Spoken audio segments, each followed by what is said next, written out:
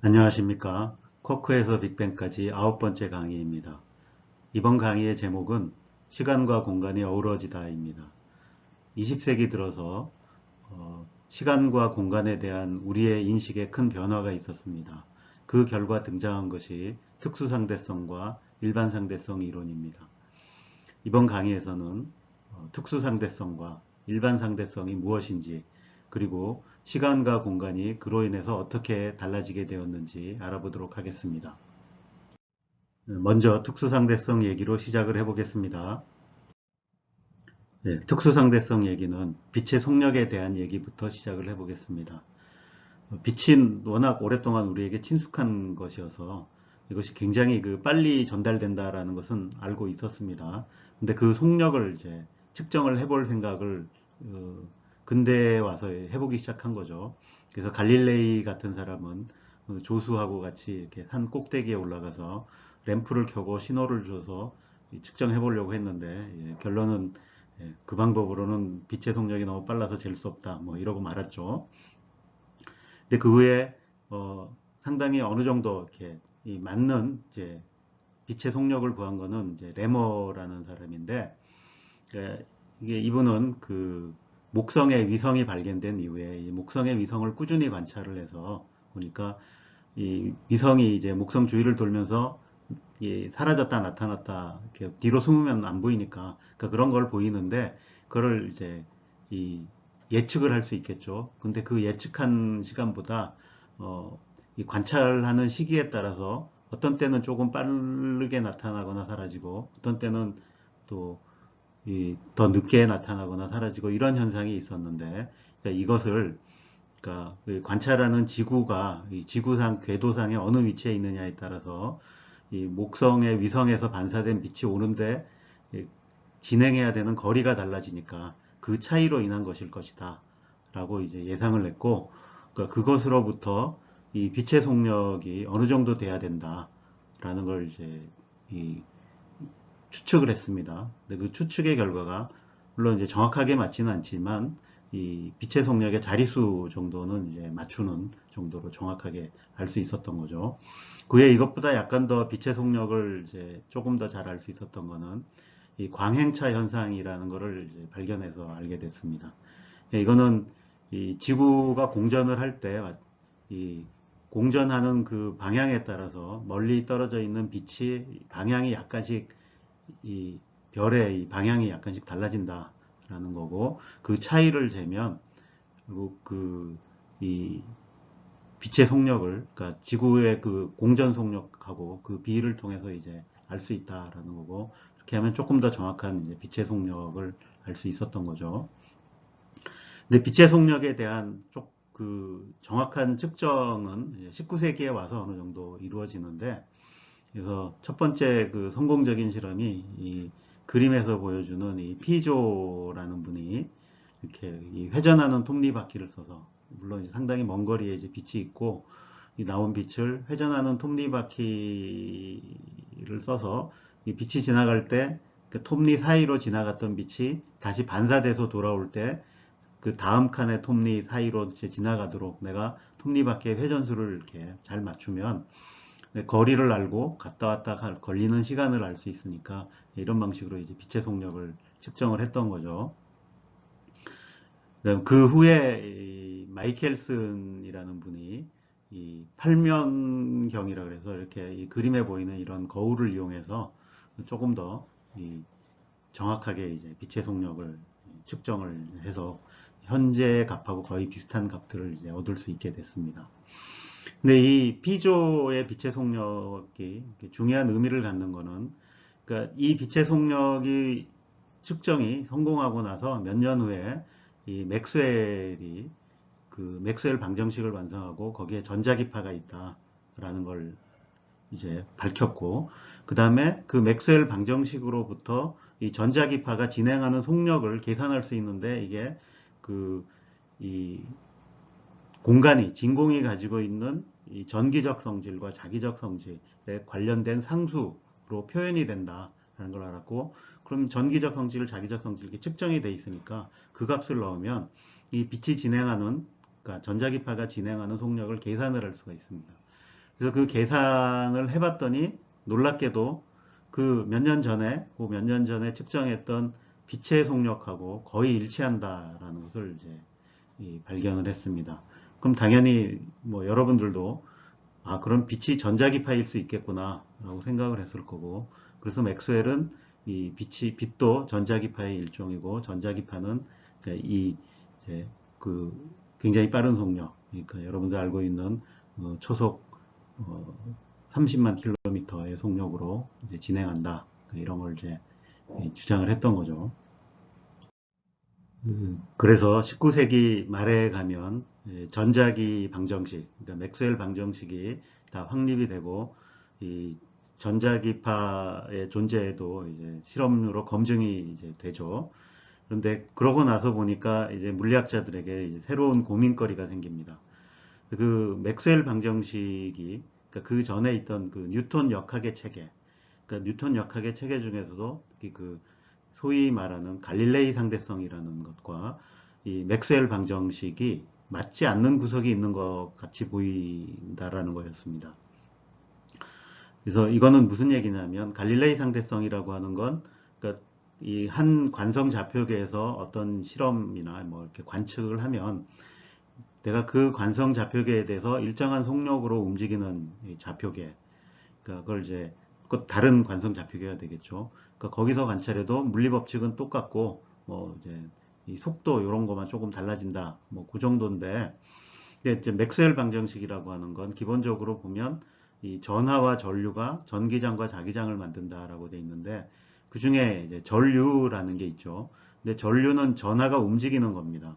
그러면 그 움직이는 거니까 내가 그러니까 어떤 관성 좌표계에서 관찰하느냐에 따라서 당연히 전하의 속도가 달라지겠죠. 그럼 전류가 다르게 보인다는 얘기고, 그럼 그 결과 이 전기장과 자기장도 다르게 보여야 될 거예요. 그건 당연한데, 문제는 이 맥스웰 방정식을 보면 그 전기장과 자기장이 어떻게 달라져 보이는가가 잘 명확하게 드러나지가 않아서 이게 갈릴레이 상대성으로 간단하게 했을 때하고 안 맞더라라는 것을 이제 발견을 하게 됩니다. 그래서 이걸 어떻게 하면 맞게 되나 이렇게 고민이 많았는데, 그러니까 이 문제를 그 단적으로 보여주는 게 바로 이 전자기파가 있고 그 전자기파의 속력이라는 거였습니다.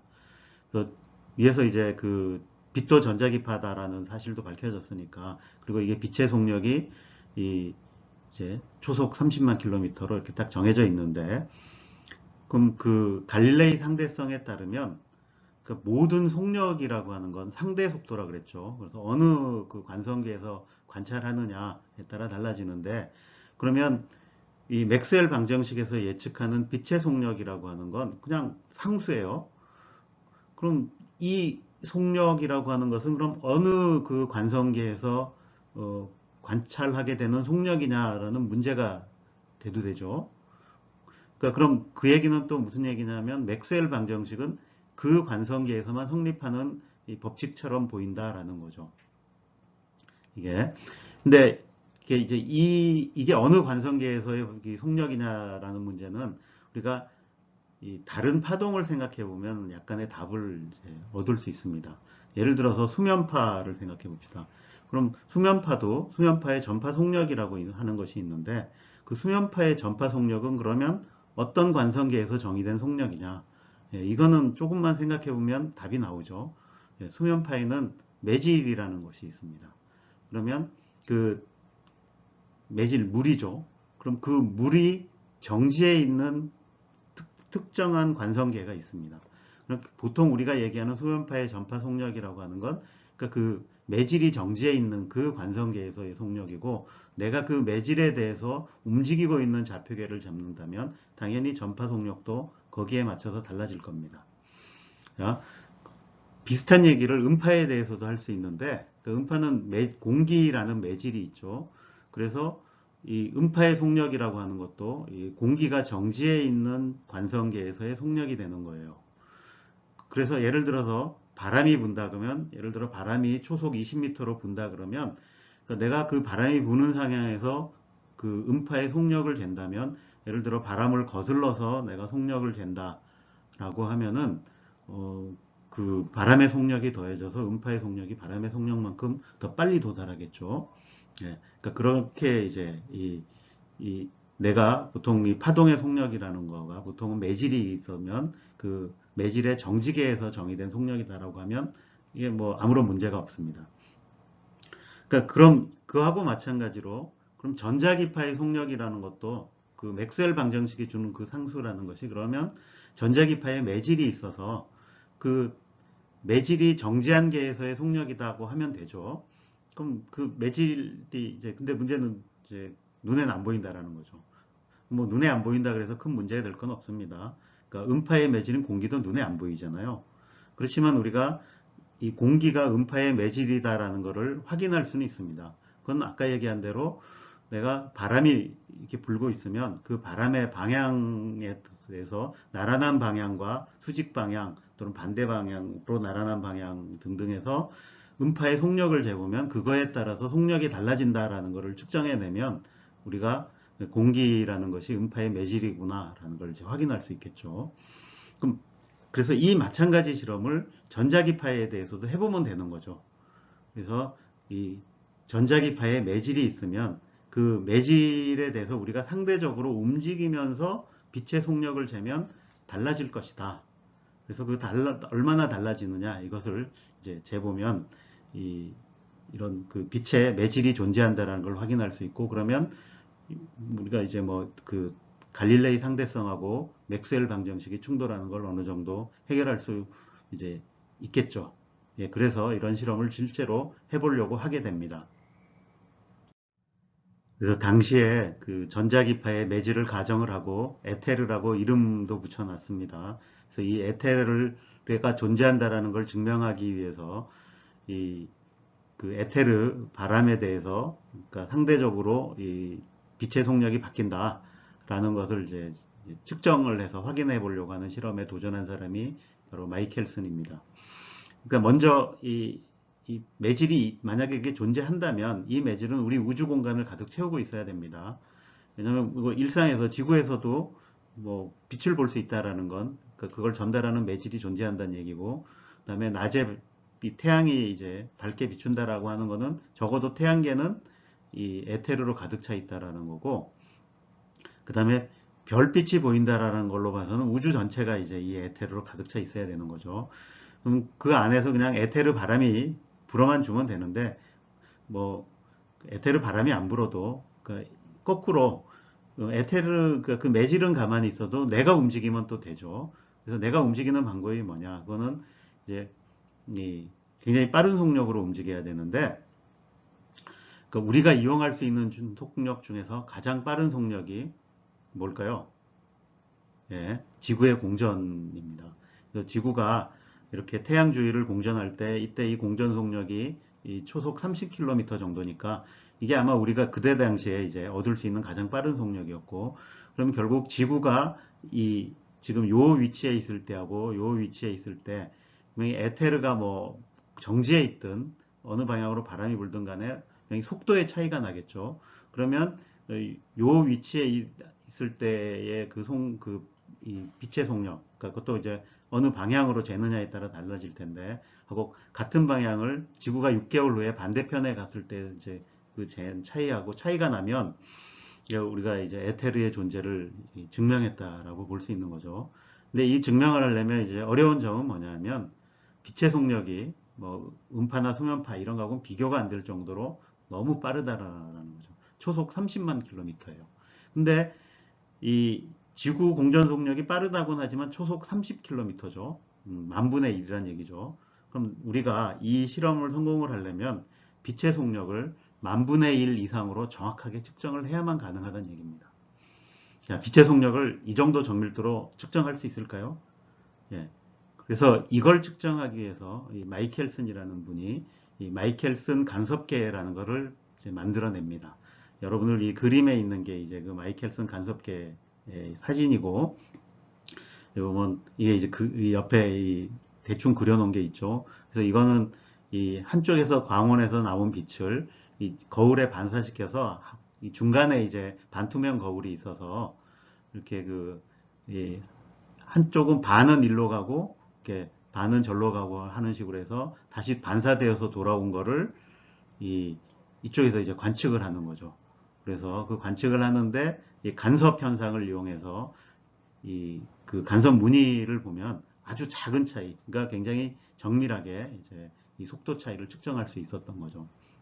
그래서 이런 장치를 통해서 이 정말로 그 방향에 따라서, 그러니까 에테르에 대해서 상대적으로 움직이는 방향에 따라서 빛의 속력이 달라지는가를 이제 실험을 해보게 됩니다. 근데 이건 몇 년에 걸쳐서 이루어지는데 결국 그 결과는 그 속도, 그러니까 빛의 속력의 차이를 이제 검출하는데 실패를 합니다. 그러니까 이 기계의 정밀도로 봐서는 충분히 검출할 수 있어야 되는데도 검출이 안 됐기 때문에 이거를 이제 어떻게 해석을 해야 되느냐, 이제 문제가 대두되게 되는 겁니다. 그래서 어쨌든 이 마이켈슨의 실험에 의해서 이 에테르 바람의 효과, 그러니까 빛의 매질이라고 하는 거에 그 효과는 없는 걸로 같다. 결국 매질도 존재하지 않는 것 같다라고 결론이 나니까, 그러면 그 맥스웰 방정식이 이 갈릴레이 상대성하고 안 맞는 게 더 확실해진 거죠. 그럼 그 도대체 빛의 속력이라고 하는 건 어느 관성계에서의 속력이냐, 뭐 등등. 그 다음에 맥스웰 방정식이 그럼 뭔가 어떻게 좀 손을 봐서 고쳐야 되느냐. 그러니까 이런 여러 가지 이제 를 놓고 이 물리학자들이 논의를 하게 되죠. 근데 뭐 여러 가지 제안들이 있었는데 그 제안들을 하나하나 소개하기에는 뭐 그렇게 필요할 것 같지는 않아서 그냥 결국 최종적으로 이 해결이 이제 1905년에 이 아인슈타인이 특수상대성이라는 걸 내놓고 그거를 통해서 이제 새로운 시간과 공간에 대한 이 개념을 정립해서 이 문제를 이제 해결하게 됩니다. 맥스웰 방정식과 갈릴레이 상대성이 충돌하는 이 상황을 아인슈타인은 그 갈릴레이 상대성을 대체하는 특수상대성이라는 새로운 상대성 원리를 제안을 해서 이 문제를 해결하려고 했습니다. 그래서 이 특수상대성은 이 두 가지 이제 가설에 바탕을 두고 있는데, 첫 번째 가설은 상대성 원리라는 것인데, 이것은 물리법칙은 모든 관성계에서 같다라고 주장하는 겁니다. 근데 이건 사실 갈릴레이 상대성에도 똑같이 성립하는 겁니다. 그래서 이것이 큰 차이는 아니고, 이 갈릴레이 상대성과 특수 상대성의 이제 가장 중요하고 큰 차이는 이 빛의 속력은 이제 불변이다라는 이제 가설입니다. 그래서 이게 주장하는 것은 갈릴레이 상대성에서는 모든 속도는 다 상대 속도였죠. 특수 상대성에서는 물론 이제 상대 속도의 개념은 여전히 남아 있지만 그 중에 빛의 속력만은 어떤 관찰자가 봐도 그리고 어느 관성계에서 봐도 다 똑같다라고 이제 주장을 하는 겁니다. 결국 이 주장 굉장히 획기적인 주장이죠. 그냥 그 말 그대로 받아들이면, 그러니까 뉴턴 역학은 틀렸고 맥스웰 전지하계학은 옳다라고 주장하는 것과 똑같은 겁니다. 그래서 속력이 여러 가지가 많은 물체마다 다 각계의 속력이 있겠지만 빛의 속력이라고 하는 건 굉장히 특별한 지위가 생기는 거죠. 이게 사실은 이제 뭐 나중에 보면 꼭 빛의 속력이 아니라 사실은 그 질량이 없는 모든 물체의 속력이 돼서 일종의 한계 속력 같은 게 되지만, 어쨌든 이 당시에는 그게 이제 빛의 속력으로 대표가 되었던 거니까, 그래서 이 빛의 속력이라는 게 자연의 굉장히 중요한 상수의 지위를 얻게 됩니다. 그래서 여기 적힌 대로 빛의 속력은 시간과 공간을 연결하는 자연의 기본 상수고, 지금은 이 빛의 속력을 통해서 길이를 정의하기 때문에 이렇게 이 빛의 속력이 이렇게 딱 끊어지는 숫자로 정의가 되게 된 겁니다. 자, 여기서 결국 이 어느 관찰자에게나 그 빛의 속력이 같으려면 갈릴레이 상대성 그대로는 물론 안 되겠죠. 근데 이 갈릴레이 상대성에서 가장 중요한 기본이 됐던 게 뭐냐 하면, 이 시간하고 길이라고 하는 것이 누가 관찰해도, 즉 어느 관성계에서 관찰해도 다 똑같다라는 사실이었어요. 근데 이 사실이 그대로 유지가 되면 이 빛의 속력이 모든 관찰자에게 똑같다는 건 성립할 수가 없는 거죠. 내가 관찰자의 속력에 따라 달라져야 되니까. 근데 이 특수상대성이 성립하려면 결국 그러니까 시간과 길이라고 하는 것이 이 관찰자마다 달라져야 된다라고 하는 거, 이래야만 성립한다라는 거죠. 그래서 이게 결국 근본적으로 우리가 생각하는 시공간의 이 개념 또는 이제 성질 이런 걸 이제 바꾸게 되는 겁니다. 이거를 단적으로 보여주는 게 이제 그 시공간의 대칭성이 달라지는 겁니다. 그래서 뉴턴 역학이 기반했던 시공간은 이제 뉴턴의 절대 시공간이라고 불렀던 거고, 그러니까 이 시공간이 가지고 있던 대칭성하고 그 다음에 특수상대성이 성립하는 시공간을 이제 민콥스키 시공간이라고 하는데, 이 시공간이 가지고 있는 대칭성, 보통은 그러니까 시간 이동, 공간 이동, 회전, 공간 회전 이런 건 있는데 이런 건 다 똑같은데 나중에 보면 내가 움직이면서 그러니까 이 서로 상대 속도가 있는 이런 두 관찰자 사이에 어떻게 연결되느냐 하는 그런 면이 이제 달라지게 되게 됩니다. 자, 이제 관찰자에 따라서 시간과 거리가 어떻게 달라지나 한번 알아봅시다. 자, 먼저 시간이 어떻게 달라지나를 보려면 일단 시계가 하나 있어야겠죠. 그래서 여기서는 이 거울 시계를 하나 도입을 합니다. 여기 있는 요 그림에 있는 게 이제 거울 시계인데, 이 시계는 두 개의 거울이 있고 그 거울 한 밑에는 이 빛을 내보내는 광원이 있어서 이 광원이 내보낸 빛이 위에 거울에 가서 반사돼서 한번 돌아오는 거를 이걸 한 단위, 그러니까 뭐 틱하는 그런 단위로 이렇게 생각을 합시다. 그럼 이제 요 틱하는데 걸리는 시간을 만약에 내가 이 시계에 대해서 상대적으로 움직이면서 관찰을 한다고 생각을 해봅시다. 이게 이제 이 밑에 있는 그 그림이 보여주는 거죠. 그러면 나의 입장에서는 나는 가만히 있는데 시계가 움직이는 것으로 보일 겁니다. 그럼 이렇게 시계가 움직이면 빛은 이 그림이 보여주는 대로 이렇게 갔다가 위에서 반사가 된 뒤에 돌아와서 내가 여기서 이제 다시 관측을 하게 되는 거죠. 내가 만약 갈릴레이 상대성대로 한다면 이때 이 비스듬히 가는 이 빛의 속력은 곧바로 위로 올라가는 빛의 속력보다 속력이 더 커지죠. 그래서 더 빨리 먼 거리를 가긴 하지만 속력이 더 빠르니까 갔다가 돌아오는데 걸리는 시간은 똑같아요. 그래서 시간이 내가 이 시계가 정지한 데서 보나 시계가 움직이는 그 좌표계에서 보나 시간이 똑같다라고 생각을 할 거예요. 그런데 특수상대성에서는 이 빛이 이렇게 곧바로 이렇게 위로 이 위에 정지해 있는 데서처럼 곧바로 위아래로 왔다 갔다 하거나 이렇게 이 비스듬히 옮겨가도 빛의 속력이 똑같다라고 가정을 하는 거예요. 그러면 이렇게 내가 시계가 움직이는 좌표계에서 보면 이 빛이 갔다가 다시 반사돼서 돌아오는데 이 걸리는 거리가 더 늘어났죠. 그럼 그 결과는 그럼 빛의 속력은 변하지 않았으니까 시간이 더 늘어나야 된다라는 얘기가 되는 거죠. 그러니까 정지해 있을 때 그 틱택 하는데 걸렸던 그 시간보다 이 시계가 움직이고 있는 좌표계에서 그거를 똑같이 보면 시간이 더 길어진 것처럼 돼야만 된다. 그래야만 빛의 속력이 일정하다는 게 성립할 수 있다라는 거죠. 그래서 얼마나 시간이 늘어나야 되는가라는 거를 이렇게 간단한 여기 나온 거 계산 이제 간단하게 할 수 있습니다. 해보시면은 이렇게 여기 나온 이 시간 팽창 공식이 나옵니다. 이 공식에서 여기 나온 요 델타 T라고 하는 건 이 시계가 정지해 있는 게, 그러니까 이거는 굉장히 특별한 게죠. 그 시계에 대해서는 그 정지해 있는 개에서 잰 시간, 이거를 그 시계의 고유 시간이라고 그럽니다.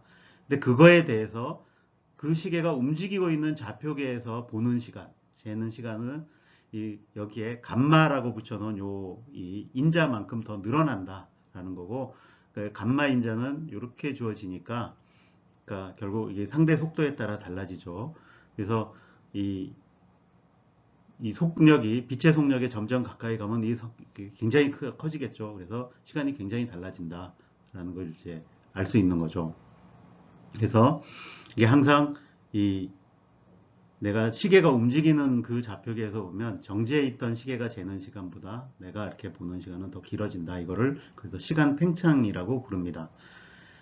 다음에 이 감마 인자의 구조에서 보듯이, 그러니까 이 속도가 빛의 속력보다 굉장히 작으면 거의 1이라고 돼서 이게 이제 우리가 알고 있는 뉴턴 이제 역학 체계, 그러니까 갈릴레이 상대성하고 똑같아지는데, 이 상대 속도가 빛의 속력에 근접하면 완전히 달라지게 된다라는 거고, 예, 그렇긴 하지만 이제 보통 우리 일상생활에서는 빛의 속력에 근접하게 움직일 일이 거의 없습니다.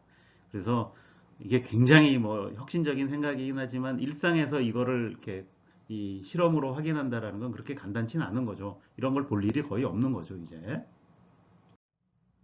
예, 관찰자에 따라서 측정된 시간이 다르다고 하면 거기에 맞춰서 거리도 달라져야 됩니다. 그래서 거리를 재는 예로 여기 있는 대로 이렇게 이, 이 정지에 있는 이제 우주선이 하나 있는데 뭐 비행기라고 해도 좋고 이 비행기를 이렇게 이 정지해 있을 때의 길이하고 이게 움직이기 그 빠른 속력으로 움직이고 있을 때의 속력하고 그 길이하고 달라지게 됩니다. 그래서 내가 이거를 이 길이를 이 이 비행기의 속력을 알고 있다라고 하고 이 비행기의 앞면과 뒷면이 지나가는 데 걸리는 시간을 이 비행기가 잰 시간하고 내가 이제 정지해 있는 비행기 타고 있는 사람이 재는 거하고 밖에 있는 사람이 잰 거하고 시간을 비교해서 이 비행기의 길이를 비교해 볼 수 있는데, 그러니까 이런 방식으로 비교를 해보면 그러니까 이 길이는 자, 이 수축대에 보여야 된다라고 결론이 납니다. 그래서 이 공식이 이렇게 주어지는데 아까 나왔던 이 감마 팩터가 이렇게 분모에 들어가게 됩니다. 그래서 요 위에 분자에 있는 L0라고 하는 거는 역시 이제 이 비행기 물체가 정지해 있을 때의 길이, 이걸 고유 길이라 그러겠죠. 그러니까 고유 길이에 비해서 이 물체가 움직이고 있으면 예, 이 감마 인자만큼 나눠준 만큼 길이가 줄어들게 되고, 그래서 이거를 이 길이 수축이라고 부릅니다. 예, 만약에 거의 빛의 속력으로 움직이게 되면 점점 작아져서 거의 이제 납작하게 보이게 되겠죠. 예, 예. 그런데 이제 이런 게 실제로 요새는 그 거대 입자 가속기 같은 데서는 이 거대한 원자핵 같은 거 충돌할 때 실제로 이런 효과를 관찰을 하고 있습니다. 이렇게 길이가 실제로 줄어든다라는 걸. 네, 상대 속도가 빛의 속력보다 충분히 작을 때는 갈릴레이 상대성이나 특수 상대성이나 똑같은 결과를 주고 둘 다 맞죠. 그런데 이 상대 속도가 빛의 속력에 근접하게 되면 갈릴레이 상대성은 틀렸고 특수 상대성이 맞다. 그러니까 이거는 이제 주장만 할 게 아니라 관측과 실험을 통해서 확인을 해야 되는 거죠. 물론 이제 특수 상대성이 나온 지가 100년이 넘었고 그동안 수많은 관찰과 실험을 통해서 특수 상대성이 맞다라는 것이 확립이 되어 있습니다. 여러 가지 많이 있지만 그 중에 이제 하나만 소개를 하자면 이, 그, 이, 하늘에서 날아오는 우주 공간으로부터 날아오는 입자들에 의해서 이 뮤온이라는 입자가 만들어지는데 그 입자가 지면에까지 도달한다는 사실이 있습니다. 이 지구에는 지구 밖에서 많은 입자들이 날아오는데 그 중에 대부분은 양성자고, 그러니까 이 큰 에너지를 가진 양성자가 지구 대기로 들어오면 이 대기에 있는 질소나 산소의 핵과 충돌을 하게 되고, 이 충돌을 하면서 파이온이라는 입자가 만들어지고 그 파이온들은 금방 뮤온이라는 이제 입자로 붕괴를 합니다. 근데 이 뮤온은 이 전자하고 성질이 다 똑같고 질량만 200배 더 커서 전자의 형님쯤 되는 입자입니다. 근데 이 입자는 그래서 그냥 가만히 놔두면 2.2 마이크로세컨드, 그러니까 100만 분의 2초 정도가 지나면 전자하고 중성미자로 붕괴를 해서 사라지게 됩니다. 근데 보통 이런 입자의 붕괴 과정은 양자역학적 과정이라 이 2.2 마이크로세컨드가 지나면 일제히 다 붕괴하는 게 아니라 뭐 이렇게 뭐 더 짧은 시간에 할 수도 있고 긴 시간에 할 수도 있는데, 그렇지만 평균을 내보면 이제 2.2 마이크로세컨드 정도 걸린다 이런 뜻입니다. 자, 근데 이 양성자가 이렇게 파이온을 만들고 뮤온을 만드는 일은 이 지면으로부터 10km 이상의 상공에서 일어나는 일입니다. 그러니까 대기에 들어오자마자 보통 이런 일이 일어나는 거죠. 근데 이때 만들어진 뮤온이 자, 2.2 마이크로세컨드를 살아요. 근데 이게 속력을 해보면 거의 빛의 속력으로 옵니다. 그러니까 그 속력이 여기 이제 예를 들어 놓은 것이 0.9994C. 그럼 감마 인자는 대략 30 정도 됩니다. 근데 빛의 속력으로 날아와도 2.2 마이크로 세컨드만 살아있다면 두 개를 곱해보면 대략 660m만 날아갈 수 있는 거죠. 그렇다면 10km 상공에서 생긴 게 660m 더 날아오면 지면까지 도달을 할 수가 없죠. 근데 이 뮤온이 이 지면까지 도달해서 우리의 머리 위로도 계속 떨어지고 있습니다. 왜 그런 게 가능하냐? 예. 이 2.2 마이크로 세컨드라고 하는 이 뮤온의 수명은, 그러니까 뮤온이 정지해 있는 계에서의 수명입니다. 근데 우리는 뮤온이 굉장히 빠르게 움직이는 거를 관찰하고 있는 거죠. 그러면 우리가 관찰하는 이 계에서의 뮤온의 붕괴 시간은 그 뮤온의 고유 붕괴 시간 2.2 마이크로 세컨드가 아니라, 그러니까 이 뮤온이 굉장히 빠른 속도로 움직이고 있어서 그 감마인자 30을 곱한, 그러니까 2.2 마이크로 세컨드에 30을 곱하면 66 마이크로 세컨드가 되겠죠. 그래서 우리가 관찰하기에는 이 뮤온이 66 마이크로 세컨드 동안 살아있고 그게 지나야 평균적으로 붕괴를 하게 되는 겁니다. 그럼 그동안 뮤온이 날아가는 거리를 보면, 그래서 660m가 아니라 그거의 30배, 그죠? 그러면은 대략 한 19, 20km를 날아가겠죠. 그러니까 이제 이게 이 지면까지 도달할 수 있고 우리가 지면에서도 이런 뮤온 입자를 볼 수 있는 겁니다. 그러니까 이런 걸 볼 수 있다라는 것 자체가, 그러니까 이 시간 팽창 효과가 있다라는 걸 이제 확인하는 것이죠. 이 똑같은 상황을 이제 뮤온의 입장에서도 생각해 볼 수 있습니다. 그러니까 우리가 보기에는 뮤온이 66 마이크로 세컨드 동안 붕괴하지 않고 사는 거지만 뮤온은 자기는 그냥 2.2 마이크로 세컨드에 붕괴하는 거죠. 왜냐하면 자기는 항상 자기의 정지계에 있는 거니까. 근데 대신에 뮤온이 보기에는, 그러니까 우리가 보기에는 이 뮤온이 18km를 날아갔지만 그 뮤온이 보기에는 우리의 이 18km는 얘가 굉장히 빠르게 움직이면서 보고 있기 때문에 길이 수축이 일어나서 660m로 보이게 되는 겁니다. 그래서 그럼 서로 상대적으로 아무런 문제가 없는 거죠. 자, 특수상대성에서는 관찰자에 따라서 시간과 거리가 다르게 관측된다라는 걸 살펴봤고, 그걸 실험으로 검증한 얘기까지 살펴봤습니다. 근데 우리가 이제 측정하는 양이 시간과 거리만 있는 건 아니죠. 그것만큼 또 다른 중요한 양이 운동량과 에너지가 있습니다. 그럼 이 운동량과 에너지는 관찰자에 따라서 어떻게 다르게 보일까요?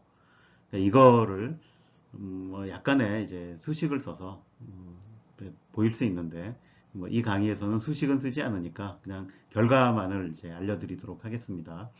그래서 조금 복잡한 공식이 있는 것 같지만, 자, 이 운동량은 내가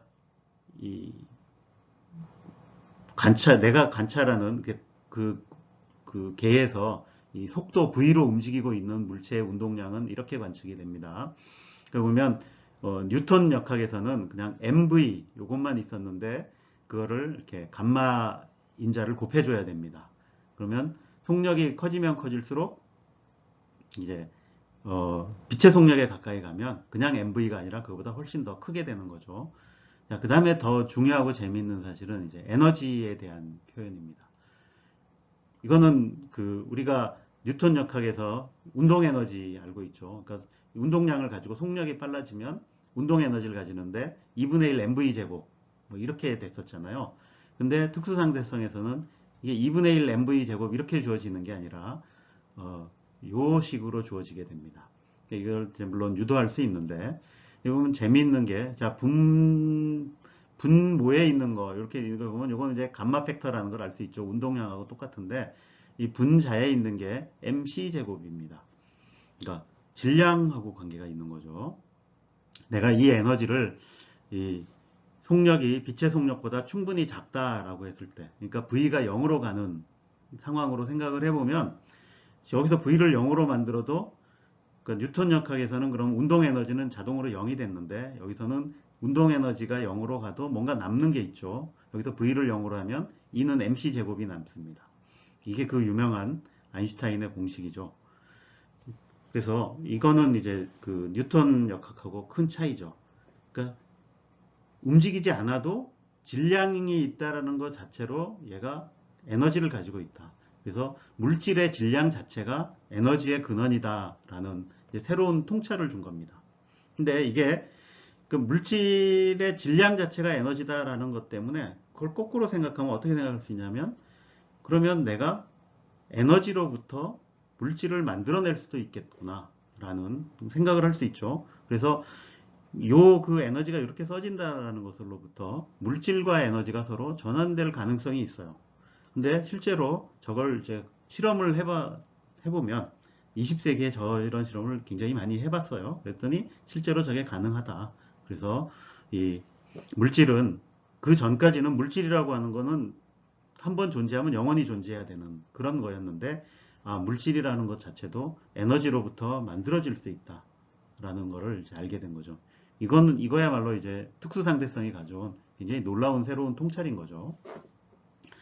그 다음에 이제 격가지로 이게 내가 이 에너지하고 운동량의 관계를 적어보면, 자, 이 뉴턴 그 역학에서는 에너지를 운동량으로 쓸 수 있죠. 그럼 에너지는 EM분의 P제곱 이렇게 써집니다. 근데 여기서는 E제곱은 M제곱 C 4승 더하기 P제곱 C제곱 뭐 이런 식으로 관계가 주어져요. 여기 보면 아까 얘기한 대로 이제 속도가 0, P가 0이라도 이렇게 그 에너지가 있다라는 게 있는데, 반대로 내가 이 식을 보면 M이 0인 것도 가능해요. 이게. 근데 뉴턴 역학에서는 질량이 0인 물질은 물체, 그런 건 생각을 할 수가 없어요. 그러니까 M이 0이면 내가 힘을 가하지 않아도 가속이 무한대가 될 수 있잖아요. 그래서 질량이 0인 입자를 생각할 수가 없는데, 특수상대성에 대해서는 질량이 0이어도 운동량을 가질 수 있고, 그 운동량에 따른 에너지, 지금 여기 요 식에서 M을 0으로 놔도 E제곱은 P제곱 C제곱, 그러니까 E는 PC라는 관계가 성립하는 질량이 0인 입자가 존재할 수 있다는 거고, 실제로 그런 입자가 존재합니다. 그게 바로 빛이에요. 그래서 이 빛은 질량이 0인 입자가 되고, 그 자체로 운동량과 에너지를 그럼에도 불구하고 가질 수 있다. 그러니까 이런 걸 이제 알게 된 거죠. 그 옛날 야구 만화에 보면 그 굉장히 빠른 볼을 던지는 그 투수의 그 공을 광속구라고 표현을 많이 했습니다. 야구공이 진짜로 빛의 속력만큼 빨라질 수 있느냐? 예, 물론 그 위에 이 에너지식을 살펴보면, 에너지식은 이 감마 인자가 이렇게 있죠. 그래서 이 감마 인자 때문에 이 질량이 0이 아니라면 이 V가 C가 되는 순간에 에너지는 무한대가 되죠. 그러니까 그 얘기는 속력이 절대로 빛의 속력이 될 수는 없다. 그러니까 빛의 속력에 근접해서 에너지가 계속 커질 수는 있지만 빛의 속력이 될 수는 없다라는 걸 보여주죠. 그래서 이 빛의 속력에 도달할 수 있는 이 물체는 질량이 0이어야만 됩니다. 그래서 질량이 0인 이 빛, 그러니까 광자는 빛의 속력으로 움직이지만, 그 외에 질량이 있는 어떤 물체도 빛의 속력에 가까워질 수는 있지만 빛의 속력이 될 수는 없다. 그러니까 이런 거를 알 수 있고요. 그 다음에 그 친구들 사이에서도 야, 너 빨리 와라 할 때 빛의 속력으로 튀어와라 라고 하는데, 이 말이 얼마나 위험한 말인지 알려드리도록 하겠습니다. 자, 야구공이 있는데, 이 야구공이 질량이 여기 지금 찾아보니까 145g이라 그러네요. 예, 그러니까 이 145g짜리 야구공이 빛의 속력의 90%만 돼도 위에 있는 그 에너지 그 식 가지고 에너지가 얼마나 되는지 계산해 볼 수 있겠죠. 예, 계산을 해보면 2 곱하기 10의 16승 주울이랍니다. 근데 이 에너지는 그 히로시마에 떨어뜨렸던 이 핵폭탄이 내는 에너지의 한 300배쯤 된다고 그럽니다. 그러니까 광속구를 던지면 그거가 떨어지는 데는 초토화 되겠죠. 도시 몇 개쯤 날아갈 것 같아요. 그래서 여러분 친구도 만약에 빛의 속력으로 달려오면 그 일대 다 죽는 겁니다. 실제로 이렇게 이 빛의 속력에 근접하게 움직이면 이 대기가 있다는 것만으로도 날아오기도 전에 그 대기에 있는 질소나 산소 원자의 핵하고 부딪혀서 엄청난, 그러니까 이 에너지들이 발생하면서 대폭발이 일어나는 거죠. 그래서 그거 자체로 벌써 이 재앙이 될 겁니다. 그 앞에서 그 에너지 그 식을 봤을 때 이 질량이 있는 물체는 그 절대로 빛의 속력에 도달할 수 없고, 질량이 없는 그 빛과 같은 이런 물체만, 그 입자만 이 빛의 속력이 될 수 있다. 그리고 빛보다 더 빠를 수는 없다라는 걸 이제 전체적으로 알 수 있죠. 그래서 이렇게 이 빛의 속력이, 그러니까 단순히 빛이 가는 속력이 아니라 사실은 질량이 0인 이제 입자들이 갈 수 있는 속력이고, 그 다음에 이게 한계 속력인 거죠. 그러니까 어떠한 물체도 이 속력보다는 더 빨리 갈 수 없다. 그러니까 또 더 심지어 빛이라고 하는 게 전자기파니까 파동으로 생각할 수 있는데, 그러니까 그것도 그러니까 빛의 속력이 한계다라는 것을 이제 보여주는 거죠. 그래서 빛의 속력이라고 하는 것이 이 그러니까 자연의 기본 상수, 굉장히 그 시간과 공간에 제한을 주는 기본 상수로 작용하게 되는 겁니다. 근데 그 결과로 이 갈릴레이 상대성, 그러니까 뉴턴 역학 체계하고 또 크게 달라지는 것 중에 하나가 인과관계입니다. 그러니까 갈릴레이 상대성에서는 그러니까 모든 속도는 상대 속도였고, 그 다음에 그 상대 속도에 제한이 없었어요. 그러니까 속도가 무한대가 될 수도 있다는 얘기죠. 예, 그럼 내가 무한히 빨리 이제 저 멀리까지 전달이 될 수 있어서, 그래서 우리가 시간을 나눌 때도 과거, 현재, 미래 이런 걸 나눌 때 현재를 기준으로 해서, 그러니까 과거와 미래라는 것이 그냥 순전히 이 시간의 순서에 의해서만 결정이 됩니다. 그래서 시간이 앞서면 미래고 시간이 뒤처지면 그건 이제 과거의 일이 되는 거죠. 그런데 특수상대성에서는 이게 약간 달라집니다. 왜냐하면 어떤 것도, 그러니까 물질뿐만이 아니라 모든 정보 이런 것들도 빛의 속력보다 더 빨리 갈 수가 없어요. 그러니까 그러기 때문에, 그러니까 그러니까 인과관계, 그러니까 과거, 현재, 미래로 연결되는 것이 시간만의 문제가 아니라 거리도 문제가 됩니다. 그래서 이 시공간 간격이라는 것을 이렇게 정의를 하는데, 이렇게 이제 이런 식으로 이 시간하고 거리를 이제 뺀 거를 해서, 예를 들어서 이 양이, 그러니까 이 0보다 큰 경우, 그 얘기는 무슨 얘기냐면 거리 제곱한 것이 이 시간, 빛으로 날아가는 갔을 때 그 갈 수 있는 거리, 도달 거리보다 더 크면 거기는 뭘 어떻게 해도 연결이 되질 않는 거죠. 그래서 이 요 시공간 간격이라고 부르는 요 양이, 그러니까 이 음수가 될 때만 인과관계가 성립할 수 있어요. 그러니까 이것을 그림으로 보여주는 게 옆에 있는 이 원뿔 이 다이어그램입니다. 그래서 현재를 기준으로 해서 이 나의 과거가 되거나 미래가 될 수 있는 거는 요 시기준은, 그러니까 원뿔 형태 안에 들어와야만, 예를 들어 지금 이 점을 기준으로는 나의 과거는 요 원뿔 안으로만 이제 국한되는 거죠. 그다음에 내가 영향을 미칠 수 있는 미래도 그 원뿔 제 안쪽, 그 미래 쪽에 있는 원뿔 안쪽에 있어야만 되고, 만약에 이런 데 있는 데는, 예를 들어 이런 데 있는 데는 나하고는 인과관계라는 게 존재할 수 없게 됩니다. 이게 자, 나중에 이제 이런 것들이 뭐 일상생활에서는 워낙 빛의 속력이 크기 때문에 그게 중요하게 작용하지는 않습니다. 근데 우리가 이 하늘을 관측하고 우주를 이해하려고 할 때는 이게 이제 제한으로 작용을 합니다. 예를 들어서 지금 우리 우주의 나이가 유한하다 그러죠. 이게 138억 년 정도 얘기하고 있는데, 우주의 나이가 유한하면 그 유한한 시간 동안에 빛이 갈 수 있는 거리도 유한합니다. 그러니까 그 얘기는 우주가 뭐 비록 무한할지는 모르지만 우주의 나이가 유한하면 우리가 빛을 통해서 볼 수 있는 우주는 유한하다라는 거죠. 볼 수 있는 우주가 크기가 유한해진다. 라는 이런 이제 결과를 주는 거죠. 그래서 이 갈릴레이 상대성에서 특수 상대성으로 넘어가면 이렇게 인과관계에도 이 변화가 생긴다라는 것을 이제 알 수 있습니다. 네, 이제 여러분이 특수상대성을 얼마나 잘 이해했나를 알아볼 수 있는 두 가지 퀴즈, 뭐 보통 이제 역설이라고도 부르는데, 그러니까 파라독스라고, 네, 이제 퀴즈를 한번 풀어보도록 하겠습니다. 첫 번째는 참고 역설이라고 부르는 겁니다. 자, 지금 이 그림에 보면 한 사람이 이 긴 막대를 들고 창고를 향해 달려가고 있죠.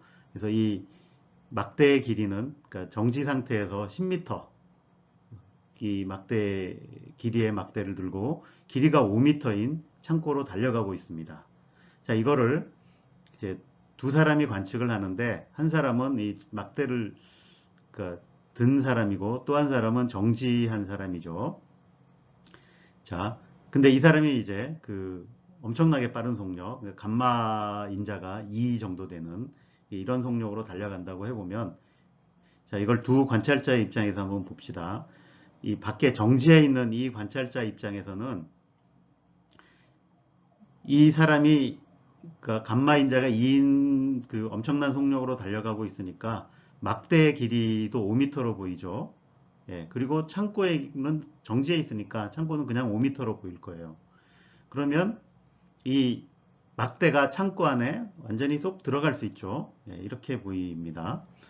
그런데 이 달려가는 사람 입장에서 보면, 자, 상대적으로 봐야죠. 그러면 이제 이 사람 입장에서는 어떠냐면, 막대는 여전히 그냥 자기하고 같이 가니까 정지 상태에 있고 10m로 보여요. 근데 창고는 자기가 달려가면서 보니까 수축이 일어나, 길이 수축이 일어나서 절반으로 줄겠죠. 그러면 창고는 2.5m로 보이고 막대는 여전히 10m예요. 그럼 절대로 이 막대는 창고 안에 들어갈 수 없죠. 자, 그러면 이 둘 중에 누구의 주장이 맞는 걸까요? 네, 생각해 볼 시간을 좀 드릴까요? 네, 30초 드리겠습니다.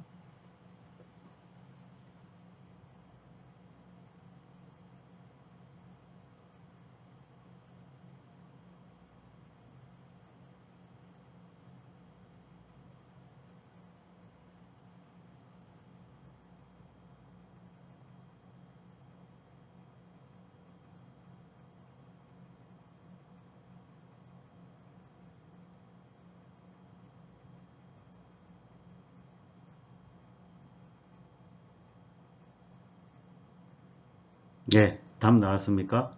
둘 중에 누가 옳죠? 네, 정답은 둘 다 옳다입니다. 각자의 관성계, 그러니까 관찰자에서, 그러니까 각자가 관찰하는 내용을 그냥 기술한 겁니다. 그러니까 이 밖에 있는 사람이 보기에는 이 막대가 창고 안에 들어갈 수 있고, 이 막대를 들고 뛰는 사람 입장에서는 저 막대는 창고 안에 들어갈 수 없습니다. 서로 모순되지 않나요? 라고 물어볼 수 있는데, 예, 모순되지 않습니다. 그러니까 이렇게 되는 가장 큰 이유는 뭐냐면 이 동시성의 문제라 그럽니다. 그러니까 우리가 지금 여기서 보는 건 이 막대가 창고 안에 들어갔다라고 하는 것은 이 두 가지 사건.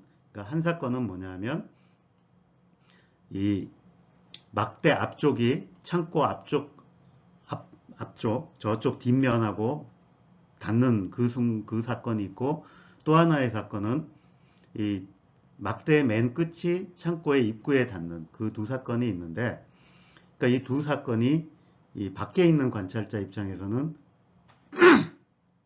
동시에 일어나는 거고, 이 동시에 일어나지만 이 막대를 들고 가는 사람 입장에서는 이 두 사건이 동시에 일어날 수 없다라는 거죠.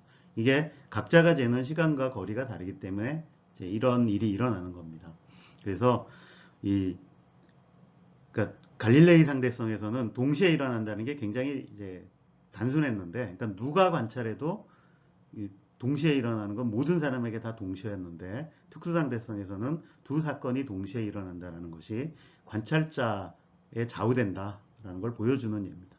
그래서 이게 이름은 역설이라고 붙어 있지만 사실 역설이 아니고 그냥 이제 이렇게 된다라는 걸 이제 보여주는 거죠. 그래서 동시에 일어난다라고 하는 것이 어떤 사람에겐 동시에 일어나도 다른 사람에겐 그게 동시가 아닐 수 있다.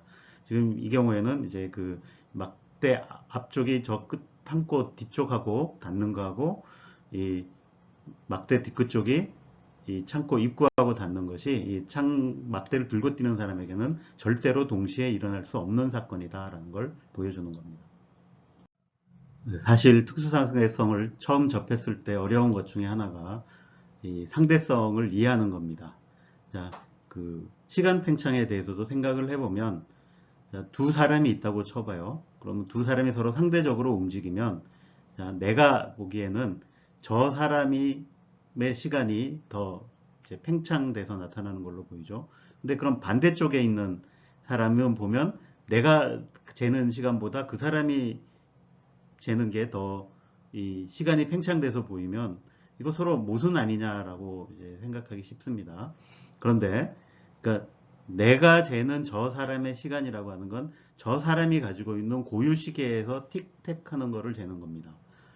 그러면 그거를 내가 이제 내 그 관점에서, 그러니까 내 좌표계에서 쟀을 때는 저 사람이 잰 시간 간격보단 더 늘어난다는 거고, 반대편에서 그 또 나를 보면 이번에는 내가 가진 시계가 내 틱택 하는 거를 그 사이에 걸린 시간을 재는 거라, 그게 사실은 이 서로 떨어져 있는 다른 시계에 그 틱택 하는 걸 재기 때문에 서로 상대편의 시계가 나보다 느리게 간다라고 주장을 해도 서로 아무런 모순이 없고 실제로 그렇게 되는 겁니다.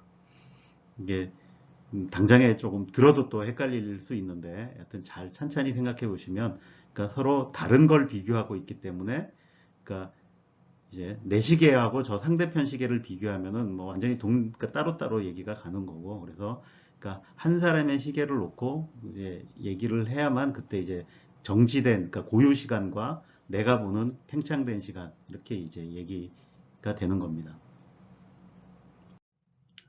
네, 이렇게 그 각자가 가진 이 시계를 이제 서로 상대편이 보면 이제 나보다 이렇게 느리게 간다, 뭐 이렇게 이제 생각할 수 있는 거죠.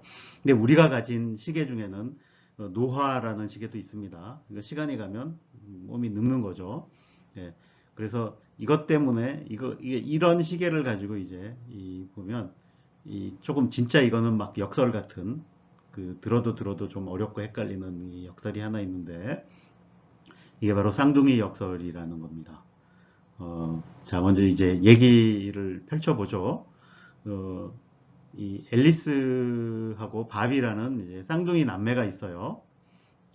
근데 이제 이 두 남매가 20살이 되었을 때, 이 앨리스는 이 우주 여행을 떠납니다. 여기 이제 이 본문에는 이 구체적인 수치까지 이제 제시되어 있는데, 뭐 수치는 이제 읽어보면 도움이 되라고 있는 거니까 뭐 그대로 해보죠. 그래서 3.25광년 떨어진 우구주 정거장을 왕복하는 우주 비행선을 타고 가요. 갑니다. 그 우주 비행선의 속력은 광속의 65%, 그럼 감마는 1.32 이렇게 됩니다. 자, 가면 지구의 밥이 보기에는, 그러니까 앨리스가 비행한 총 거리는 6.5광년 떨어져 있죠. 아니죠. 그러니까 3.25광년을 왕복하는 거니까 6.5광년이고, 여행에 걸린 시간은 그러면 6.5광년을 0.65c 빛의 속력으로 나누면 10년. 그러니까 이 앨리스가 갔다 오는데 10년 걸린다, 이렇게 생각을 하죠. 그런데 이 그 앨리스의 그 정시계에서 보면 이제 반대로 생각하겠죠. 그러면 이 앨리스는 이 빛의 속력의 65%로 가고 있기 때문에 지구와 우주 정거장 사이의 거리가 축소되어 보일 겁니다. 그러면 그 거리는 이 감마 팩터를 나눈, 그러니까 4.92광년의 거리를 여행을 하게 되는 거고, 그러면 이 앨리스의 입장에서는 이 왕복 여행하는데 걸린 시간이 이 축소된 거리 4.92광년을 0.65c로 나눈 7.57년이 될 거예요. 각자 이렇게 생각하는 거죠. 근데 그러면 이제 둘이 이제 왕복을 한 뒤에 만났어요. 그러면 이 밥은 어떻게 생각하냐면, 자기는 이게 10년 걸렸으니까 자기는 이제 30세인데, 그러니까 앨리스는 그 걸린 시간이 이제 7.57년밖에 안 됐으니까 27.57세일 거다라고 생각을 한다는 거죠. 근데 앨리스의 정지계에 계속 있었고, 그 정지계에서 보면 밥이 멀어졌다가 갔다 왔잖아요. 그러니까 그러면 자기 기준으로 생각을 해보면, 그러니까 자기는 27.57세가 맞는데, 거꾸로 이 자기 동생, 그러니까 밥은 자기보다 더 나이가 적어서, 일정점 적어서 25.8세가 될 걸로 이제 추측을 합니다. 자, 이번에는 이 밥과 앨리스 중에 누구의 추론이 오를까요? 자, 앞의 경우하고 달라서 이거는 두 사람이 다 오를 수가 없어요. 왜냐하면 갔다 와서 둘이 만났잖아요. 그럼 둘이 만났으면 분명히 둘 중에 하나는 나이가 더 많고 나이가 그러니까 더 들어있고 덜 들어있어야 되는 거예요. 둘이 동시에 더 젊거나 더 나이가 들을 수는 없잖아요. 그러니까 자, 이거는 답이 어떻게 될까요? 네, 이것도 한 30초쯤 시간을 드릴까요? 네, 사실 그 시간을 충분히 줘도 여러분들이 쉽게 이거에 그 답을 맞출 거라고는 잘 생각이 안 됩니다. 이 문제가 생각보다 어렵습니다. 어, 그 뭔가 서로 이렇게 움직일 때를 생각하면 둘의 추론, 앞에 그 이 창고의 역설에서 같듯이 서로 상대적으로 각자의 시간이 느리게 가고 있다. 이렇게 보일 거예요. 그런데 둘이 만났을 때는 분명히 둘 중에 하나가 더 젊어야 돼요. 그러니까 누군가의 추론은 틀렸다는 얘기죠. 그리고 그게 왜 틀렸는가를 알아내야 돼요. 자, 그러니까 그냥 답을 알려드리자면 여기서 그 지구에 남아 있었던 밥의 추론은 맞습니다. 근데 우주 비행을 갔다 온 이 앨리스의 추론은 틀립니다. 앨리스의 추론 중에 어디가 틀렸을까요? 자, 일단 밥의 추론은 밥은 지구에 계속 남아 있었고 밥은 계속 그 지구라는 관성계에 남아 있었어요. 이게 관성계에서 이 추론한 과정은 특수상대성에 비추어서 잘못된 게 하나도 없습니다. 그래서 밥의 예측은 맞을 거예요. 근데 앨리스의 예측은 뭐가 틀렸느냐? 예, 그러니까 앨리스가 비행기를 타고 가는 동안, 그러니까 저 멀리 가는 동안, 그 다음에 돌아오는 동안에는 앨리스의 추론이 맞아요. 그런데 앨리스는 갔다가 돌아오기 위해서 한번 관성계를 갈아타야 됩니다. 그러니까 처음에 갈 때는 지구로부터 멀어지는 관성계에 있다가 돌아올 때는 지구로 다가오는 관성계로 한번 관성계를 갈아타야 되는 거죠. 상대 속도의 방향이 달라지는 거니까. 그러면 그 관성계를 갈아탈 때 무슨 일이 있었단 얘기죠. 이게. 그래서 그때 그러니까 이 앨리스의 추론에서 밥이 이 자기보다 더 젊었을 거야 되는데 그 갈아타는 그 짧은 시간 동안에 자기는 나이가 거의 안 들고 그 시간 동안 이 지구에 남아있던 밥은 확 늙어버리는 이런 현상이 일어나는 거죠. 사실은 요거는 그러니까 우리가 요 다음 시간에 할 그 일반 상대성 효과와도 연결이 되어 있습니다. 그러니까 이 관성계를 갈아타기 위해서는 결국 이 속도를 바꿔야 되죠. 가속을 해야 되죠. 그러니까 이 달려가던 속도를 멈추고 다시 반대 방향으로 똑같은 속력으로 돌아와야 되는데 그렇게 하려면 내가 굉장히 큰 가속을 해야 됩니다. 근데 그 가속을 하면 중력 뒤에 이제 일반 상대성 효과를 보면 가속하는 동안에는 이게 중력이 있는 효과하고 똑같고 그럼 중력이 들어오면 그 중력에 의해서 시간의 흐름이 달라지게 됩니다. 그래서 이 가속이 일어나는 동안에 이 앨리스는 나이가 시간이 거의 천천히 흘러서 나이가 별로 안 드는데 지구에 있는 밥은 그동안 그냥 흘러대로 똑같이 흘러서 이제 나이가 더 많아서 둘이 만났을 때는 밥의 나이가 더 많게 된다 이런 얘기죠. 조금 어려운 얘기죠. 이걸 완벽하게 이해하려면 뒤에 이제 일반 상대성 얘기를 조금 더 알면 될 것 같아요. 자, 일단 이걸로 특수 상대성 얘기는 마치도록 하겠습니다.